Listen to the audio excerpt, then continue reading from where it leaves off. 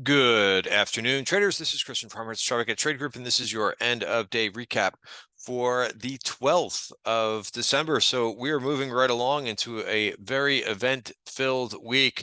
Today we had the CPI report. We also got through another bond auction, and this market just kind of doing what it wants to do, which is basically go higher for now. So it reminds me, because I, for one, if we look at the reaction, if we kind of go back to this morning and what we saw in the first 15 minutes of that inflation number being released, right? The market initially was trying to go higher on that. I didn't really understand because I don't dissect these inflation reports. Like I know that there's a lot of components to them, right? And after a read through of the report, some analysts are saying that, hey, this was not a bad inflation report, right? Obviously, the headline number was a little bit higher than expected, 0.1 versus flat, and the ex-food and energy was right in line with expectations, right? So this to me shows, okay, well, there's some good, some bad in there,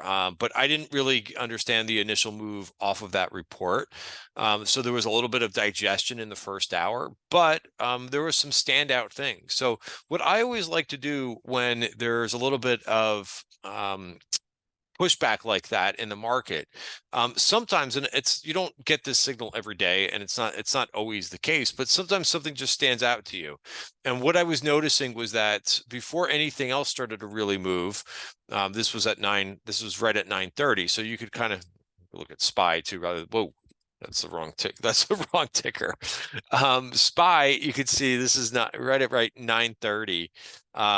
We started to kind of go lower just a little bit, right? And same thing, I think, with the Qs. But the semis didn't do that, and the semis were going green, and they looked pretty strong for the day. And you can kind of see what the semis did, right? Just a little bit less volatility. So I noticed that while SPYs and the Qs were we're just down a little bit on the day, they did go from green in the pre-market session to red.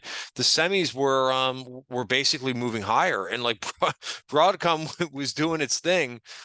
You could see Broadcom right on the open. Like there was no red in this name today, or if it was for 2 seconds. But this immediately started to move higher once again. So this has been a real nice winner for me, and a nice catch on the turn. I mean, huge move to the upside, but really that to me kind of said, okay, the market's kind of just shaking off whatever thoughts about an inflation report that may have been a little bit not as good as what expectations were. But regardless, I always go back to the fact, you could try to super analyze some of these things. And I got a great question earlier on Twitter about like, hey, I don't get it. Like the inflation number wasn't, it wasn't great today. Why are we rallying?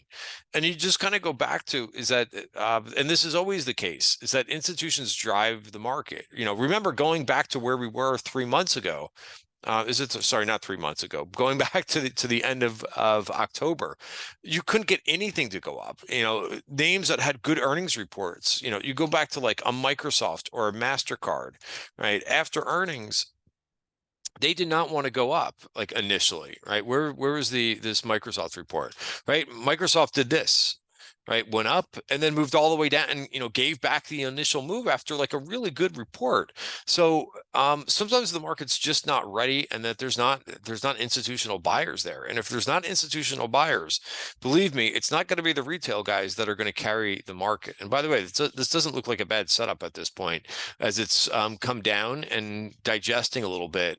After a big move. This is what usually happens, by the way, kind of more of like a textbook case, is that after a name moves up like this, the momentum comes out a little bit and then it begins to rebuild again. So and holding the 20-day moving average, right? And that's what I saw last week with the semiconductors. If you've been watching my end of day videos, you know that the semiconductors were, have been a big trade for me. I went long the semiconductors.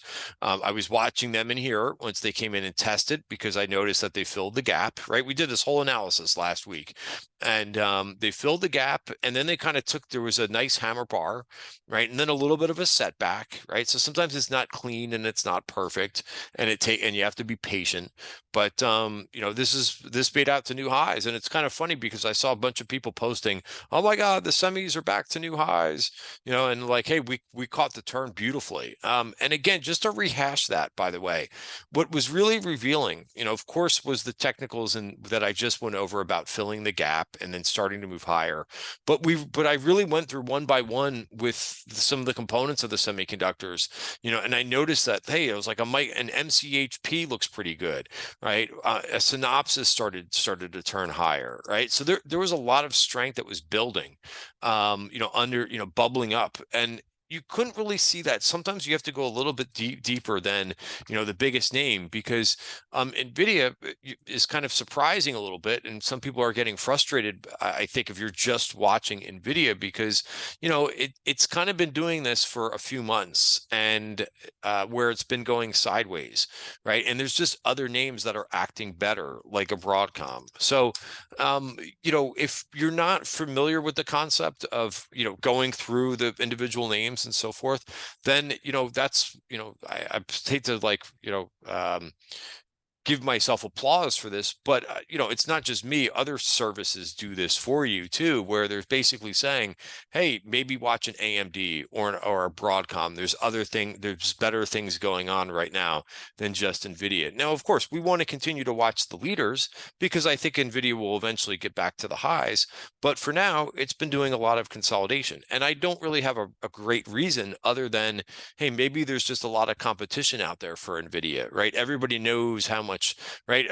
Traders obviously know how much money Nvidia is making, right? But so do their competitors. They're like, hey, if they're making all this money, we need to kind of catch up to them, right? So there's a big catch-up trade going on right now.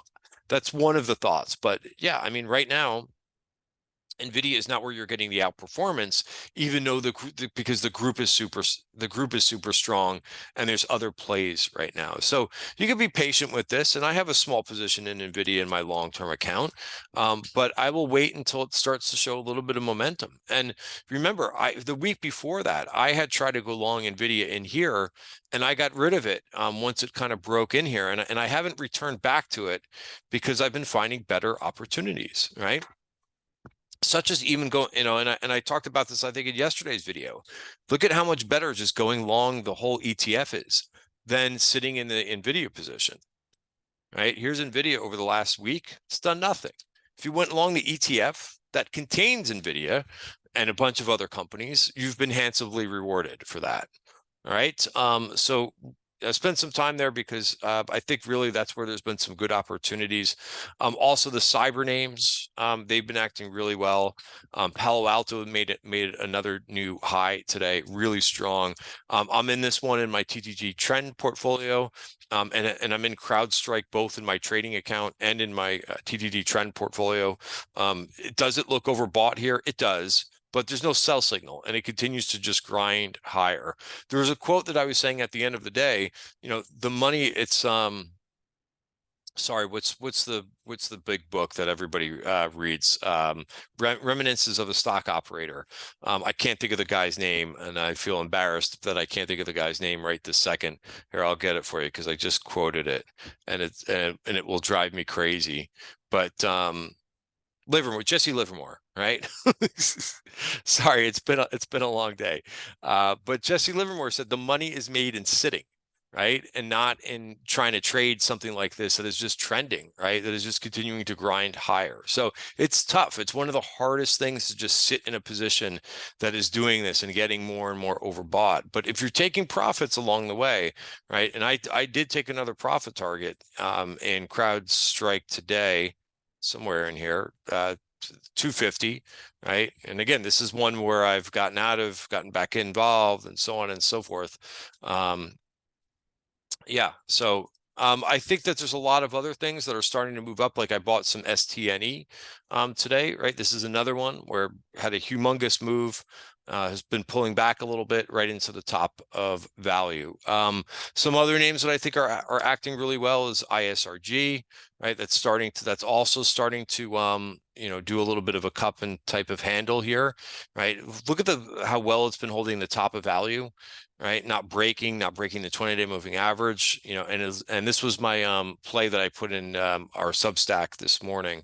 So those are a couple names, and then looking over to the financials, I was just talking about the private equity names. Also, you kind of have a little bit of a cup and handle going on. So again, I could talk about 5 or 6 other software names because I know those have been acting really well, right? And you could, of course, I thought that the group really handled the Oracle results pretty well, right? Oracle was down 12% today, right? So it's probably going to be dead money for a bit. But the overall group still remains strong. So again, you could go through individual names, right? Dual had a big day.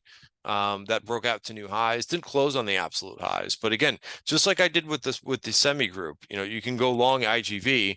It's a little bit harder. It's of a ETF because it's a price at $398, but you could kind of use this as a proxy just to tell you that there's a lot of strength. Also, what's been super impressive is just the Dow.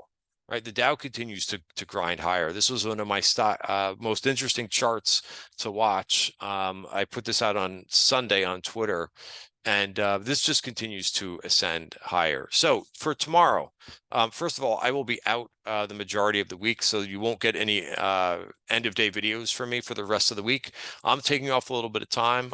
My thought is for tomorrow's Fed meeting, I don't think that you're going to hear anything new. I don't think that Powell has any reason to say anything new, right? From what he's been communicating, there's really been no in between. There's been really it's not difficult interpretation. They want to see inflation get down to their 2% rate. We're not there yet. So whether the market is getting ahead of itself, pricing in Fed cuts, right, that might be an issue. But I don't think that you're going to hear any surprises from him tomorrow. I think it's going to be the same thing. But I'll still be listening to see if he says anything new. But that's my guess for tomorrow. Guys, have a great night, and thanks for watching these videos. And I'll be back with these on Monday.